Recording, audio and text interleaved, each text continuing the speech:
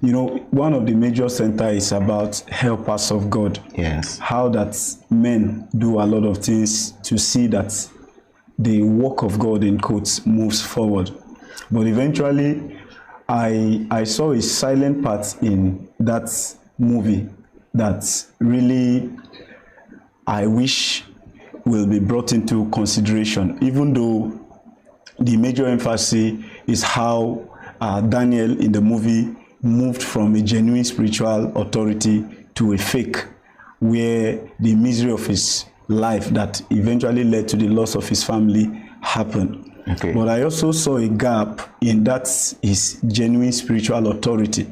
I don't know whether it was the test from God, the areas he mentioned where he lost his son, there was no call, there was no visitation. These are also areas that genuine spiritual authority should consider. Yes. Because sometimes it's not all of us. Like me, I have a kind of heart that I don't expect anything from people. Okay. So I know that people have a lot of things they need to give attention to. So I don't expect them to zoom on me. But sometimes also, there are times you come into people's life, and maybe in those moments, like when he lost his son, not even a call, maybe a text message, or you just come around and say hi, 2 minutes you are out of the place.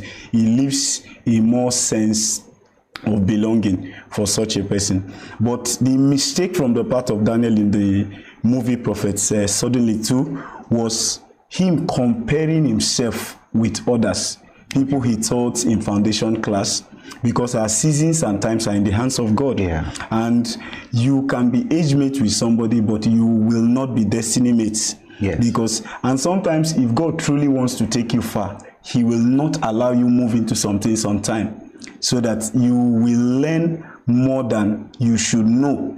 And sometimes the weight of our destinies will affect how we journey with God. Yeah. It will look like slow motion, but sometimes he that takes slow steps is the one that gets to destination on time. Many people that are moved into certain seasons of their lives before they are prepared for it, they find themselves doing things that they should not do. But I want to say the summary of that movie is a movie that we need to watch with a different mindset, because people are bringing out some facts that it's an attack on the prophetic ministry, but that movie is beyond the prophetic ministry. It's about our own life as believers. Okay. How that, like I mentioned, Daniel comparing himself, scripture said they that compare themselves with themselves are not wise. So if you understand that somebody can come into a ministry like our ministry now, maybe people have been on ground before some of us came. Yes.